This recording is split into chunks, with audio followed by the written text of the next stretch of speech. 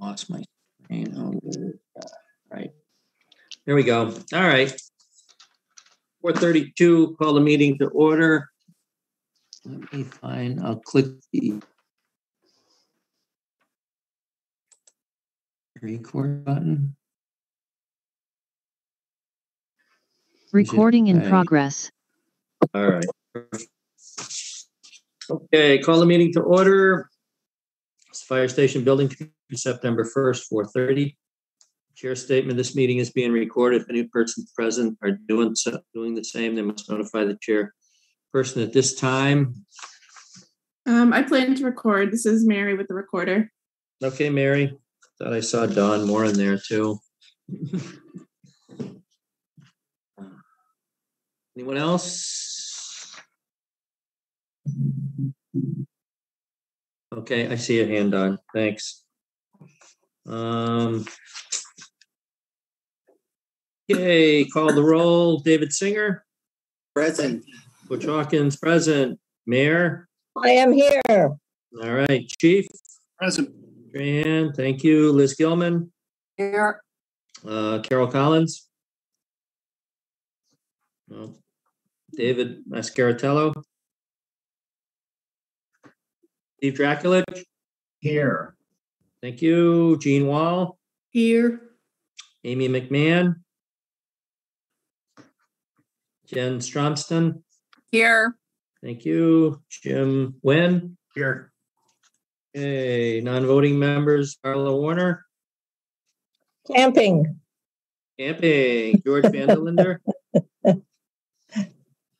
Fernando.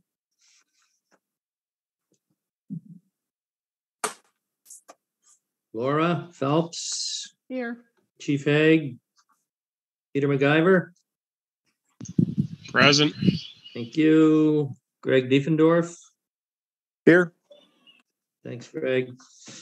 And we have Neil Joyce. Yes. And we have Adam. Or Pacheco Here, but I Ross. will be here. Okay. Dennis Ross. Yeah, I'm here, Butch. Thanks, Dennis. Okay. Moving right along. Prior minutes for August 11th. They were mailed out by Peter MacGyver. Everybody's got them.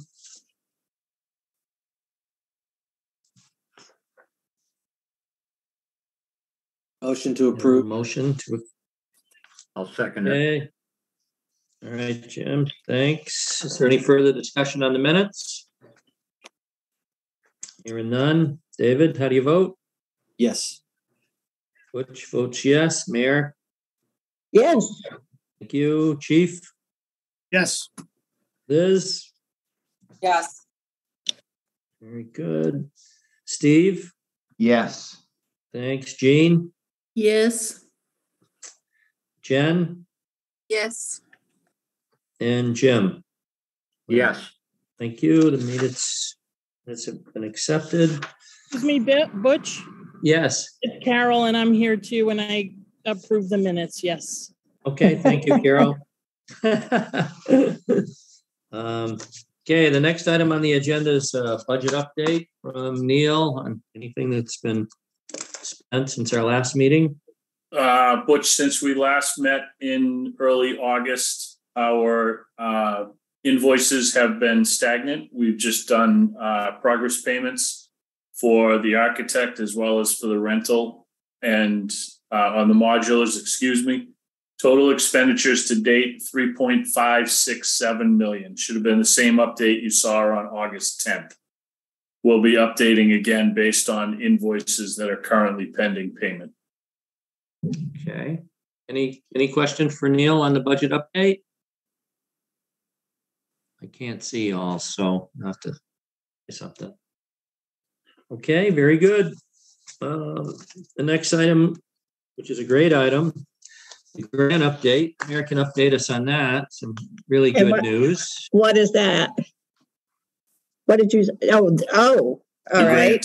The grant update? I know I have two things. So I assume most of you know by now, but there's really no reason to assume that because we haven't done a press release on it. But we were applying for a very sizable grant for the from the USDA, a grant, not a loan. We have Jen Stromston to thank for that because she's the one that insisted that we do it. So thank you, Jen. And it's for the I call it the shed, but the outbuilding and some equipment, emergency operations type equipment for the fire station to the tune of the full amount we requested of $987,000. So that is a substantial and really wonderful grant. We are super excited about it. The city council has to accept that grant for us. And that's as required by the USDA. I have to send that paperwork as soon as they vote at their next city council meeting. So that will be taken up by the city council at the next city council meeting. Anybody who wants to go and urge them to accept the grant, I can't imagine why they wouldn't, but if you want to go and do that, that's on the 21st. You could do it at public comment. But, and then I honestly don't remember, Chief may remember, I don't know when we're going to get the money. I guess that's the next thing to ask. But we do have official word that the funding is there and it is designated for us. So stay tuned on exactly when we'll receive it. But we were very excited. Now, I will say this, and we'll talk about this a little bit later. Our excitement quickly got tempered by the fact that we opened bids and found out what we found out from that, which is that we were out over budget. But we have a plan for that as well, and Liz Gilman's on, so she and I can discuss that plan when the time comes. Perfect. I just want to add that grant possibility came to us in May, and it was only a 30-day window for us pretty much to get the work done, to get the grant. And the mayor's office, and the Chief Strand and his people really worked hard to put all the pieces together for us to get that. There was an additional piece which we had to ask for an extension and get a waiver for, and there was a substantial amount of work in doing that. And we were really, really fortunate to get it. And we just have to really thank the mayor and the fire chief for all the work they did. Well, thank you. It was a real team effort. Certainly, if I'm not mistaken, Athena Bradley and the grant writer and manager that is part of this office also did a lot towards helping, but everybody pitched in and got that grant in there. And then, oh my God, the federal government paperwork. Towards the end, it was 17 documents had to be signed and filled out. And that alone was a day and a half's worth of work practically. I thought you were doing a house mortgage. Yeah. Well, congratulations on the great amount of work, and it's a significant amount of money. So it wasn't, Yeah. So like 30,000. If I could jump in for a second. Sure. So, like the mayor said, it was really a team effort that went after this. A special thank you has to go to Neil and Pachico Ross, specifically Dennis and his crew, as well as their engineers that made it possible. I know that we have seen we'll see a little bit of an increase in a budget item on that, but the outcome was the $980,000. But they took it on willingly, and if it wasn't for everybody pitching in, it wouldn't have happened. So the last step of this is our city council has been gracious enough to forward a resolution, a small little resolution that just basically says the city will accept the grant. Or authorize the mayor to accept the grant. And so I believe once that piece has been filed and voted on, which is in a couple weeks, I think the money gets released at that point. Right. And there was a fair amount of work that Dennis Ross from Chico Ross and his team had to do with some drawings and some other information they had to provide, as well as the OPM, Neil Joyce, had to provide a fair amount of information about the budget and the project. So we really thank them to step up at the last minute and shift and be able to get all that information together and support the mayor and the grant writer and the chief in getting that information in the I will right say place. this, that the people at the USDA were also very helpful, helpful. So, Ms. Anderson, any questions on the grant by anyone? Okay, thank you. Next item, Mayor, anything on the railroad property update? The SX? I hope their trains move faster than this process. That's all I can say. Most recent thing I heard was they don't think that property belongs to them. But then they didn't say so there, but we think it belongs to X or this, that, and the other. It's CSX, and there was a big property swap, or I don't know, it was a swap, property sale. A lot of the Mass DOT property and whatever else went to them. Pan Am property, sorry. If anything, it's possible it's still owned by Mass DOT, although I think they were the first ones that said that they didn't own it. So, maybe we'll just claim it by hook and by crook. It's close enough to the fire station. We own it now. But but the long shot the upshot of all of this is in the same email where they said they don't think it's CSX property, but they want to verify that it isn't.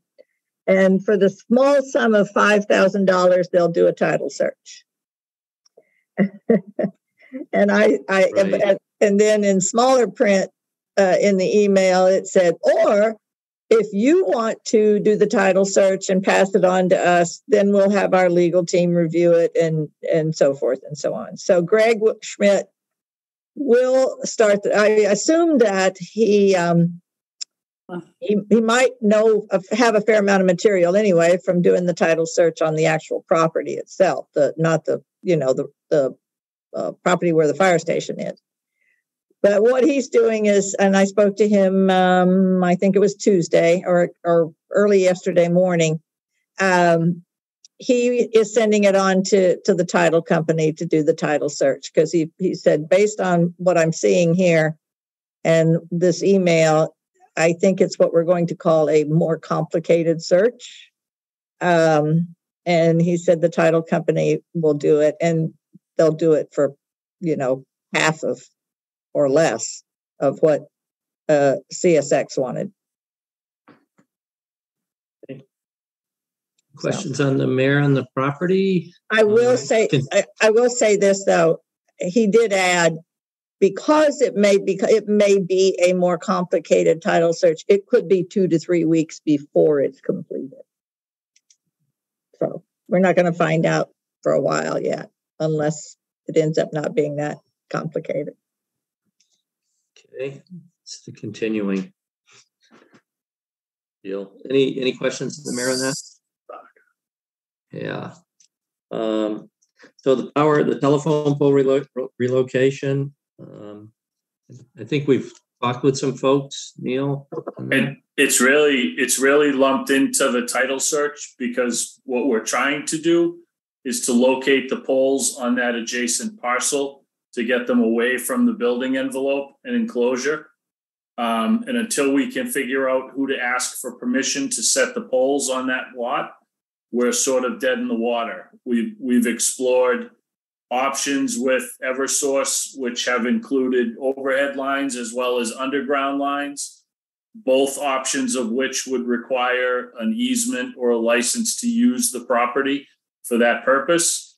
And it all goes back to, Eversource's claims to be 30 days away from setting new poles and restringing the lines, but we can't give them the authorization to proceed until we have the owner's permission to use the lot. So we're sort of, I hate to say it, but we're in the same exact position we were in July, and still pressing forward. Any questions for Neil on that piece? Hopefully the title search piece will help us move that quicker on Yeah. than it has been, that's for sure. Okay.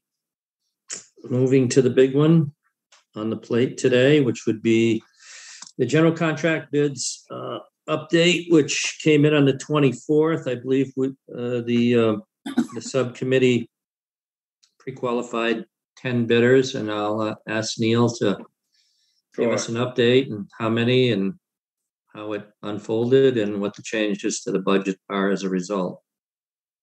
Okay, you should all see on the screen in front of you the bid results from the bid opening on August 24th. Somebody affirm, yes? Yes. Excellent, okay. The apparent low bidder was D.A. Sullivan. He submitted a base bid amount of $13,815,000. The alternate for the outbuilding was $565,000. The alternate for the metal roof was $90,000, and the alternate for the turnout gear was unmarked, $0. So a total bid for his package was $14.47 million in total, all alternates included. It is pointed out, probably should be obvious to the committee, but it is pointed out that if the city accepts the grant, it would obligate us to take alternate one and construct the outbuilding. And for the additional $90,000 for the metal roof, it was our recommendation that we proceed with a request for additional funding to support the project in full at $14.47 million. If there are no questions on the bid, I will say just anecdotally, 2 additional bids were received. One of the bids from W.J. Mountford was literally thousands of dollars away from D.A. Sullivan. So we have a very competitive bid with company at the low end of the price range. And a third bid was submitted by M. O'Connor at $15.45 million base bid, $16.3 million for alternates included. That was with 9 pre-qualified general contractors. We received 3 bids. If there are no questions from the committee, Peter, go ahead. I just had a question regarding the alternate 3 with D.A. Sullivan. Does their lack of a price mean that they'll just do it, or that they didn't include it as something they were willing to do in their scope? I think it would be appropriate for the city to assume that it was a $0 line item. It was omitted, and that will certainly be clarified in terms of finalizing the award of the contract with them.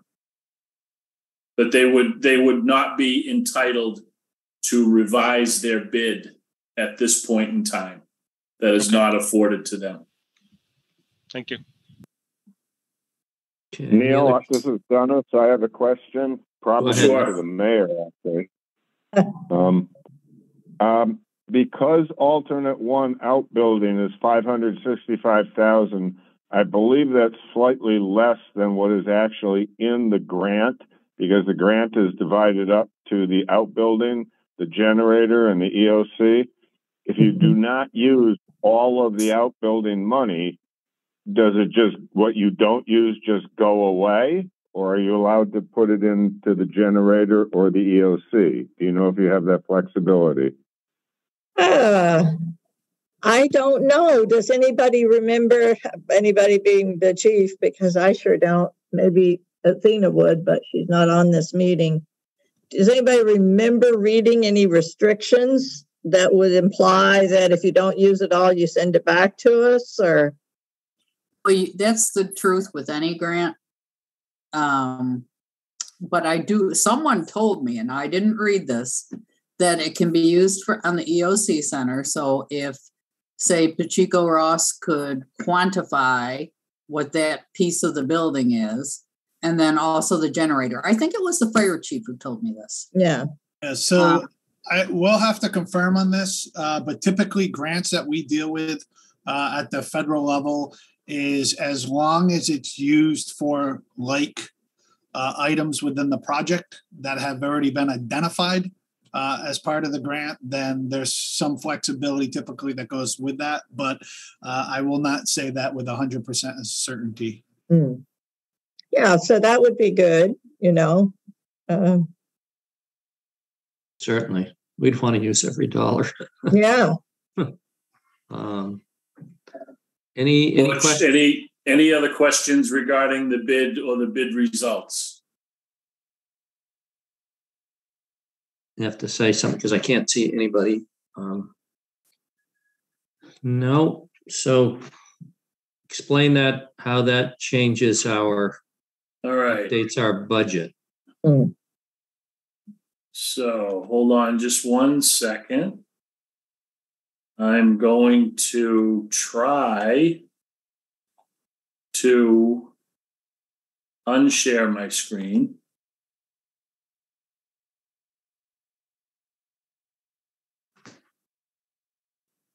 Hold on, almost there.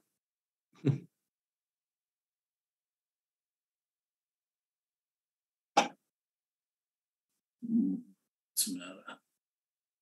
Oh, there we are. Sorry, wrong screen. All right, there we go. Now I'm going to share a separate screen. All right, so that should be our normal budget update that you've seen before. So holding the OPM fee and the architect and engineering fee, as well as the commissioning services budget.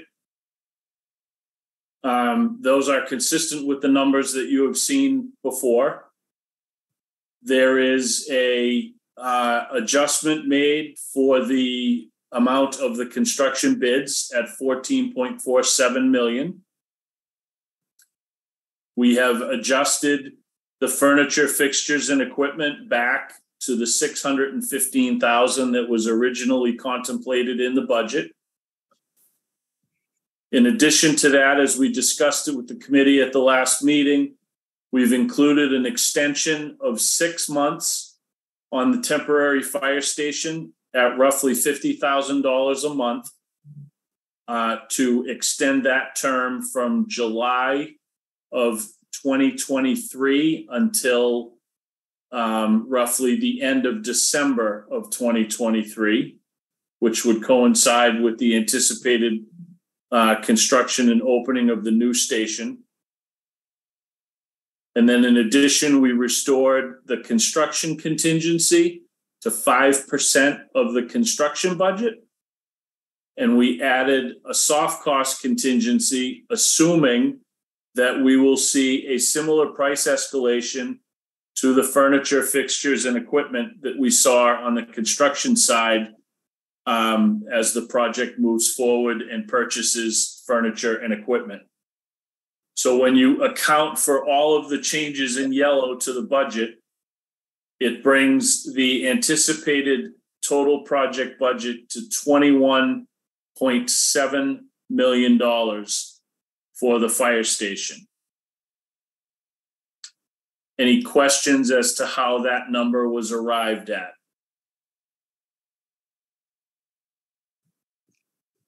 But can you give us the total difference between where we were and where we need to be? Yeah. So I'm going to share an email that I wrote to Liz, which I think will help to clarify where the numbers came from. Just have to make sure I have the right email up.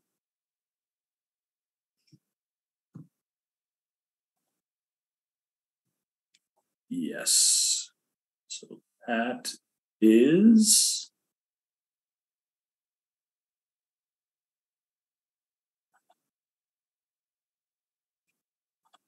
that one, I believe.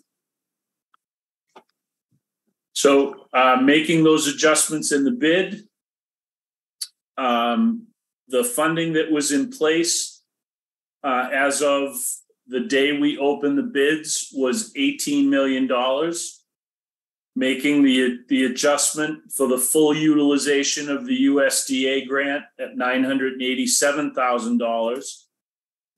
The total funding in place would be $18.987 million, deducted from the $21.703 million would lead to a total ask of an additional $2.716 million in funding. Okay. Any questions by anybody on that change to the budget? Hearing none, I would ask the mayor to explain, and Liz, how in the last week or so, week and a half or so, that we've gone about trying to cover the gap, and what's been done to get us to the budget that we're currently at. Let me start. Sure. I have to give a lot of credit to, as always, to Liz Gilman, because she knows where all the money is buried. So she went digging and she found it. And you can correct me if I have any of this wrong, Liz, but we put together a nice funding stack, really, I think, to have minimal impact on the taxpayer, direct impact on the taxpayer, doing everything we can not to raise and appropriate more money, but rather to find money that can be suitably used for this. So, and we have gone to the council with this funding request as we need to in a first reading at last night's special city council meeting.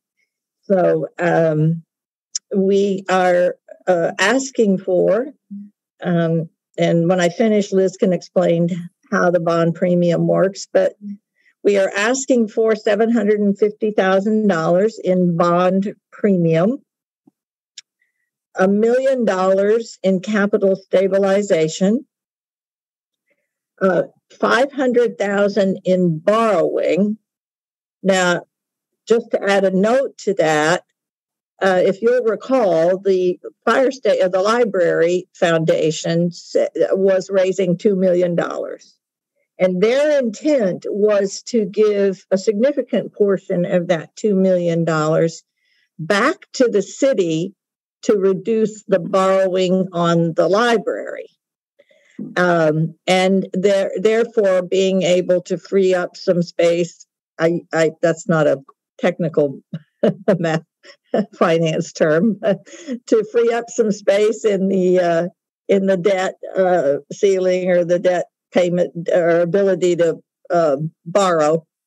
And so we will be using $500,000 from borrowing that really comes from the rescinding the $500 that's already we have in hand in the city, and putting it towards the library.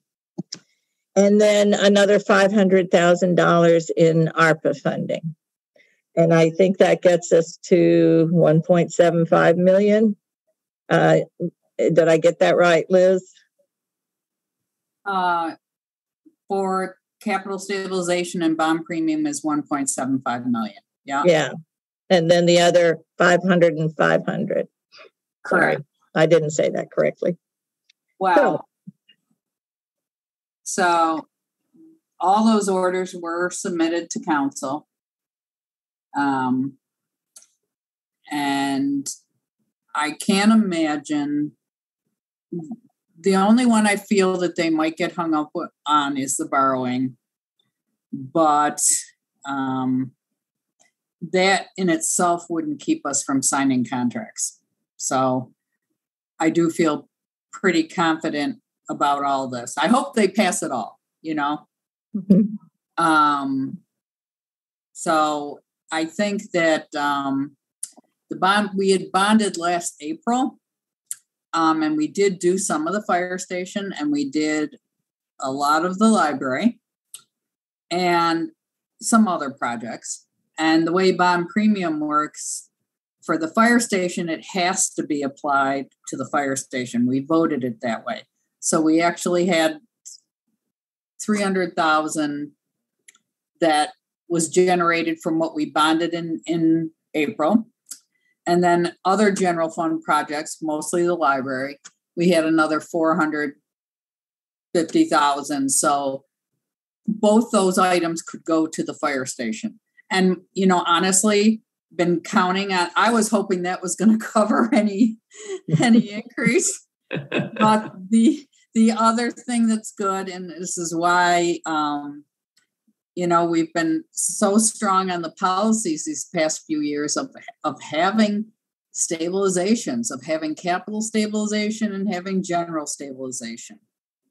And so why we had a little over $1 million sitting in the capital stabilization. Now, granted, that normally would go toward the capital improvement program, but we're going to have a pretty good year free cash wise, so we can replace it. So timing wise, the capital stabilization was there now. So that's what we utilized. And then rescinding the library 500,000 and the borrowing 500,000. And then mayor ARPA 500. So the mayor has a total of 2 million from ARPA funds. I hope everyone realizes that. Yeah. Huge in from the mayor for sure. Yes, yes. So it's a necessary thing. Yeah, and that's the point. I just simply, we had some positive feedback from the chair of Ways and Means, Chris Forgy, and that everyone realizes you can't stay in the temp fire station. I mean, it's just not an option. No.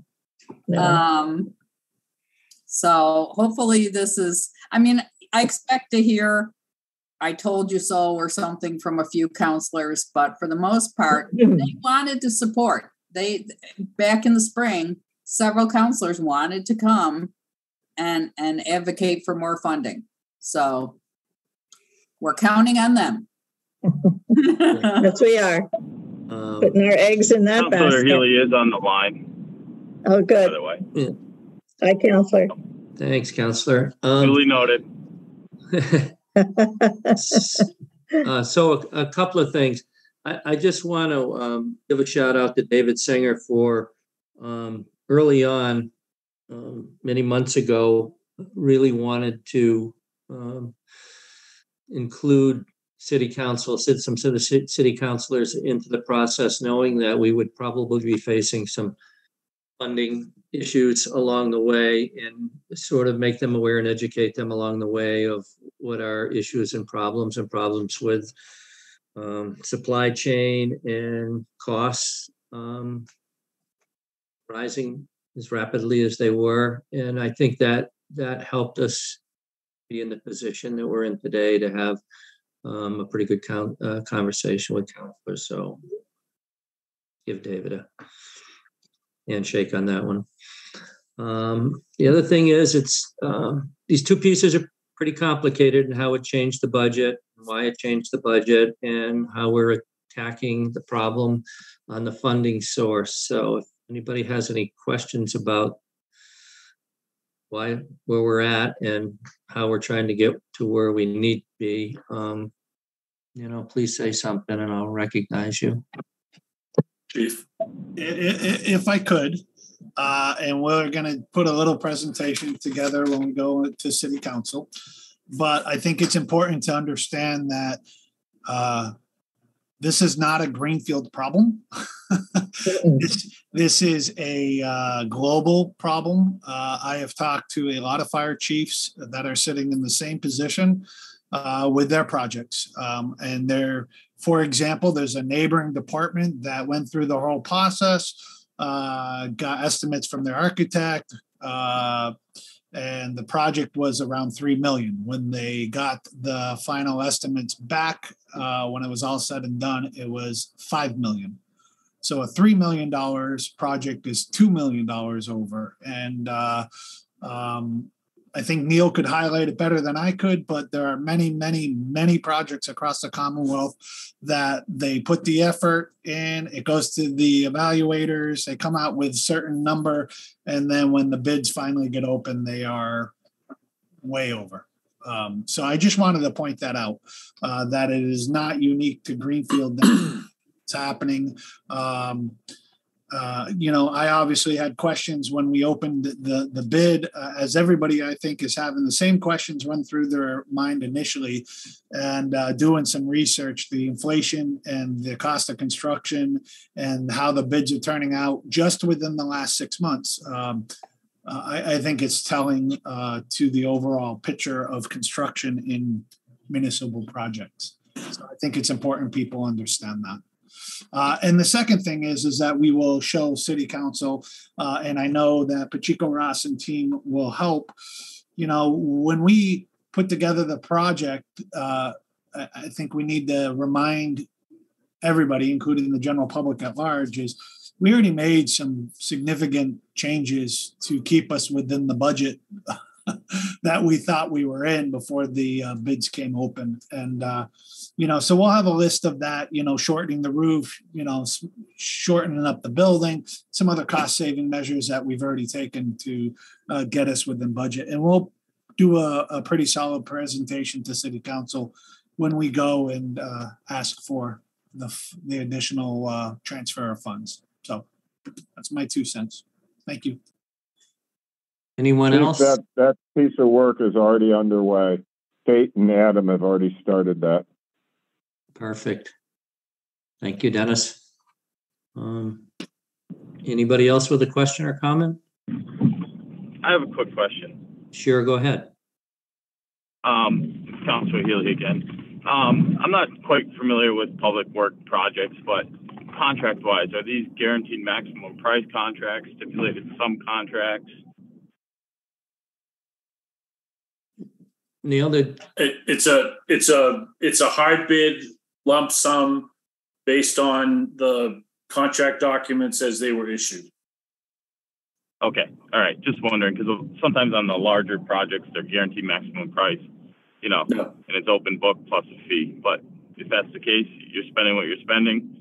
I prefer guaranteed maximum price contracting just because it kind of holds the contractor accountable. They can't charge you extra, but it's probably state regulated to go a certain way. So I'll just keep my mouth shut. Okay, anybody else? Then we can do.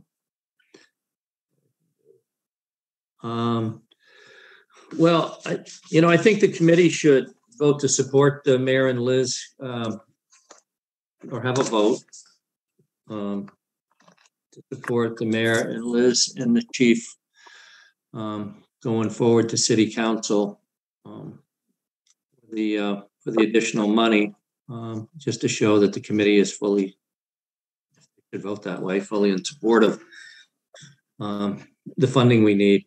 So moved. Is there a second? Second. Okay. David, how do you vote? Well, you want any discussion about it? Sure. Not from me, but if anybody else wants to say something. Sure. Nobody? Okay. I vote yes. All right. I vote yes. Mayor? Yes. Okay. Chief? Yes. Liz? Yes. Carol? Yes. Steve? Yes. Jean? Yes. Jen? Yes. And Jim?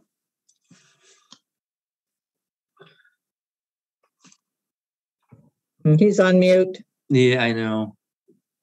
I saw his mouth move though. Yeah. Yes. Yes. Okay. It was unanimous support. That's great for the committee to give you folks that. May I follow up with a question? Sure.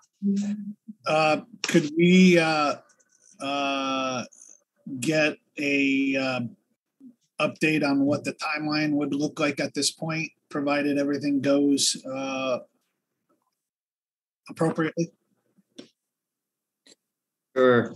Well, city council meets on the 21st, so I guess that's when they'll take the issue up. Mhm. So I would propose that we would meet on the 22nd.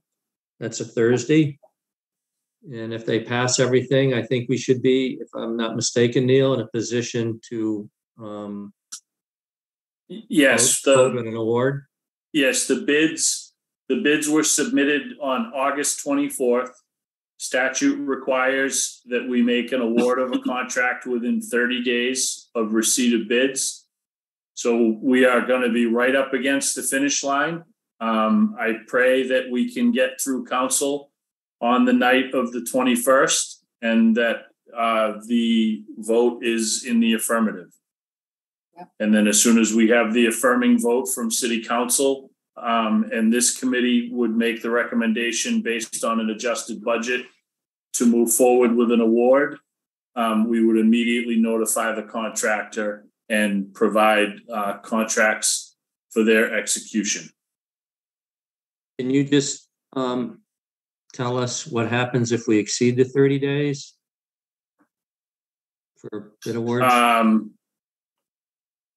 By statute, the awarding authority has up to 30 days to award the contract. It would be somewhat at the contractor's discretion to accept the award after the 30th day. What I would like to do, and as a follow-up to that question, Butch, is I would like the committee's authorization to reach out to the contractor and let him know what the city's timeline is regarding seeking the additional funding, and ask that he exercise some patience with the city as we're getting the documentation together literally at the 11th hour. Sure. Is there a motion to give Neil that authority? Moved. And is there a second? Second. Any further discussion? Okay, David? Yes. Butch, yes. Mayor? Yes. Chief? Yes. Liz? Yes. Carol? Yes. Steve? Yes. Jean? Yes. Jen? Yes. And Jim? Thank you, Jim. Thank Okay. you, Butch. Butch, one thing. Go ahead, David. Ways and Means is meeting on September 12th. So that's really the meeting of this council. September 12th or the Tuesday before, the 22nd? My understanding is The they're having a 20th. special meeting on the 12th. The meeting on the 20th, the day before. 20th. Yeah. I'm sorry, I was looking at the wrong calendar. Yeah, it's the 20th. All right, I could be wrong, but That's the way it's listed on the calendar. Oh, unless they're having two meetings, which is possible. No, I they had guess. originally wanted to do the first reading on the 12th, and I wasn't going to be there. Oh, that's right. And so that's why you had it last night. Well, let me say this then. Let's all check the calendar to make sure that we know what the date of the Ways and Means meeting is in case anybody wants to attend it. Yeah. Perfect. Because I think I would like to attend it, and I don't know who else, but I would like to attend Ways and Means. Sure. I may be wrong about this, but I know they've got a couple of things that they want to discuss just in general. So they may actually be having that meeting on the 12th for that type of a discussion, and then more of a finance business meeting type thing on the 20th. I will be seeing Councillor 4G for a meeting next week. So I'm happy to hopefully remember to ask her to verify whether they're meeting the 12th or not on this. Would they be meeting on this particular issue? Okay. And Neil, can you be available on the 21st for the city council meeting? Because the mayor is going to be in California. I believe David and I will definitely. I should be there, Butch, yeah. Okay, great. Actually, there's many members of the committee that could be at the meeting. Meeting would be great. Sure would. And I'll send out an email reminding folks. Butch, are they still virtual or in person? In person. You're in person. You may be able to do a virtual, Neil. Yeah, they do a hybrid. Okay, thank you. Okay. So Go ahead. if I could we go back to the original question I had and the time frame, what this means for, like, if it's all approved by city council, we do our thing, we award a bid, when's the groundbreaking? Do we have a Good question. So thank you. The shovels are being ordered, if I'm not mistaken. And they're pretty. Chief, I would think we could do a groundbreaking within 30 days of the award. Oh, really? If it was ceremonial only, sure. Yeah. If the intent is the site would be mobilized, I would say it'll be 60 days after award. Yeah. No, I think ceremonial is the only what we were thinking. So you're saying it could be the last week in September, as early as the last week in September. Sure. Or first part of October. 60 days, we might be shoveling snow instead. Correct. Is that good, Chief? It is. It's good for the firefighters and the community to hear that a groundbreaking's coming. That's for sure. Thank you. Absolutely. And then we have to get a nice sign at some point. Right. Who does that? Is that Chico Ross or is that Neil Joyce? Normally it's the contractor. Oh, the contractor. Okay. Great work. Yeah, good. Well, he knows where to get the signs done. We know that because there's one up at the other end of Main Street. So yeah. Right, but we'll work with him and give him a design that shows the information appropriately. Yeah. Perfect. Thanks, Katrina. You're welcome. Okay. Any more on the schedule? No. Yes. Can't see anybody. Okay. Temporary fire station updates. Anything there, Chief? We are still here. There. Any questions from anybody on the chief? New business? Any other new business? Seeing none. Okay, the next meeting will be on September 22nd at 4:30. That's a Thursday, the day after the city council meeting. Everybody's good with that? I'll be fine with it. Yay. Motion for adjournment? So moved. Thanks, everybody. Bye now. Thank you. Thank you.